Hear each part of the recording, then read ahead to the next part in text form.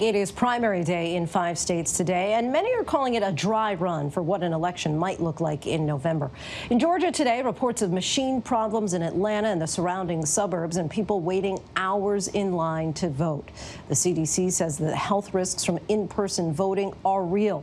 Back in April, more than 5 dozen people in Wisconsin got COVID-19 after voting in person or working at the polls.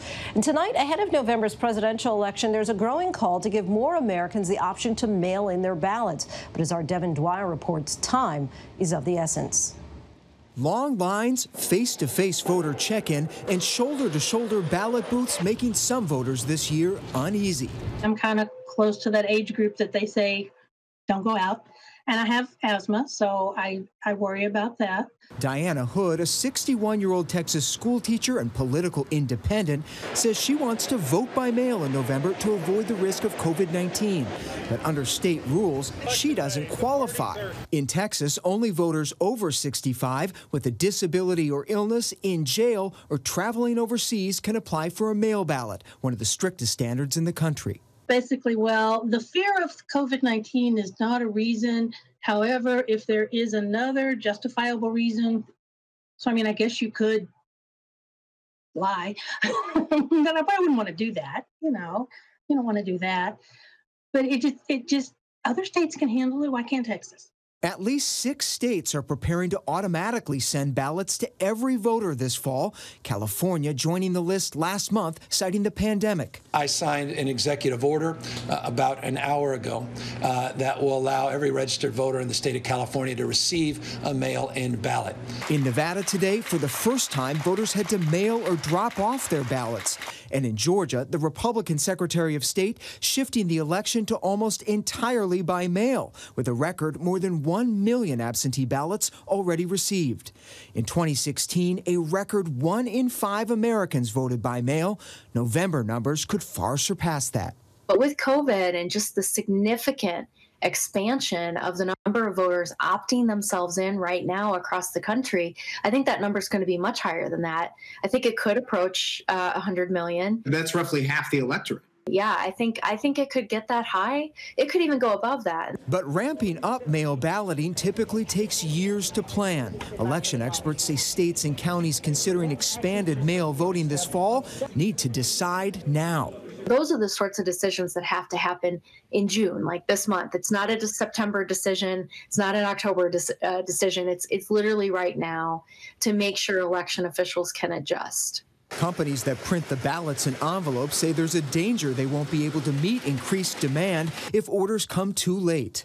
If counties sign up, if we get full, we're full. We can't add more equipment. We can't add more people. We can't add more space. At Rumbeck Election Services in Phoenix, one of the top printers in the country, they're already churning out ballots around the clock. More than 9 million ordered so far. And everything has to mail by the middle of October. So you're talking a 4-week window of getting all the mail ballots produced, getting them out in the mail, voters getting them, mailing them back for the states and counties to be ready to tabulate. There's also a worry a crush of mail ballots could overwhelm states that haven't planned ahead for the election night count. We're used to knowing who the president of the United States is by some time on the evening of the election, but that's predicated on knowing who wins all the battleground states. And if you have states like Pennsylvania, like Georgia, like Wisconsin, like Michigan, that if expanding mail-in voting in a significant way, it could delay the count. The CDC is urging all states to use mail-in voting as much as possible to minimize direct contact with other people and reduce crowd size. But some states are pushing back, citing financial concerns and lack of equipment. Tennessee appealing a court order to give all voters the option to send in ballots. Many top Republicans are skeptical too. RNC Chairwoman Ronna McDaniel told Lindsay last month she worries about the potential for fraud. We want to make sure in this time of uncertainty, every American is able to vote safely, but we cannot derail the safeguards that ensure election integrity. And having governors sending ballots to inactive voters that have moved away or passed away does not ensure election integrity. But there's no widespread evidence of voter fraud, either in person or by mail. There's always going to be the potential for fraud. There's always going to be the potential for abuse, but it just hasn't been borne out by the evidence in the places that have expanded vote by mail. And while President Trump claims mail-in balloting doesn't work out well for Republicans, researchers have found no apparent effect of mail-in voting on election outcomes, calling partisan concerns overblown. Back in Texas, a key 2020 battleground, mail-in voting has landed in court. There is no reason, capital N, capital O, no reason that anyone under 65 should be able to say, I'm afraid to go vote. Voter groups have sued the Republican-led state government to make vote by mail available to everyone. But so far, state and federal courts have blocked the effort. This idea that we want to give you a disability claim because I'm afraid to go vote if you're under 65 is laughable. You have more chance of being in a serious auto accident if you're under 65 on the way to vote than you do from catching the virus and dying from it by voting. Nearly a third of all Texans who have died from COVID-19 were under the age of 65. Diana Hood says she's prepared to vote in person, even if it means risking her health. I could go early and sneak in during the day when there's not many people there. I guess my feeling more than anything is why not? Why can't we have that option if people want? And Devin Dwyer joins us now from Washington. Devin, we're learning that one reason for the long lines today in Georgia is because some voters said that they never received a mail-in ballot, underscoring, of course, the importance of preparation.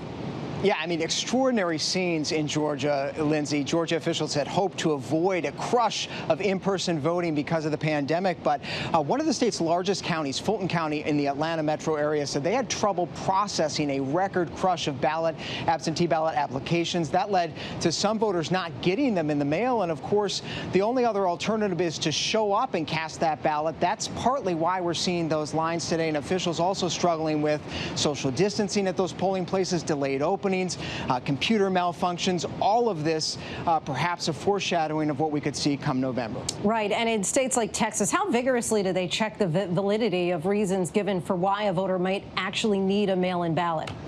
Yeah, well, when you send in that absentee ballot application, state officials do take a look at the excuse you check there on the box. But the bottom line, Lindsay, is it's really an honor system. State officials in Harris County, Texas, one of the largest there, as you saw in the piece, said they don't have the manpower to go and investigate everyone. You heard Diana, our voter, said she doesn't want to lie. She's going to be honest. I think most voters will be honest with the system. But advocates are saying that the excuses are very subjective and that perhaps if you have an illness, you have a disability, you could see perhaps risk of COVID in that category. But at the end of the day, it's very much the honor system. And with so many states that have different rules on this, how would you know if you even qualify to vote by mail if you're worried about COVID-19 and waiting in those long lines? Well, most states, almost all the states, 46 states allow anybody right now to vote by mail if they're concerned about coronavirus. So that's the important thing to remember. That's almost all of us in this country. There are 4 states, Louisiana, Mississippi, Texas, and Tennessee, where voters are challenging those rules in court. The legal challenges will still play out. But the best advice is to go to vote.org. It's an independent website. Check out what the rules for absentee balloting are in your state, and you can apply there as well and get that ballot if you need it. Lindsay? Certainly some helpful information there and insight. Devin Dwyer, thank you so much as always. Thanks, Lindsay. Hi, everyone. George Stephanopoulos here. Thanks for checking out the ABC News YouTube channel. If you'd like to get more videos, show highlights, and watch live event coverage, click on the right over here to subscribe to our channel. And don't forget to download the ABC News app for breaking news alerts. Thanks for watching.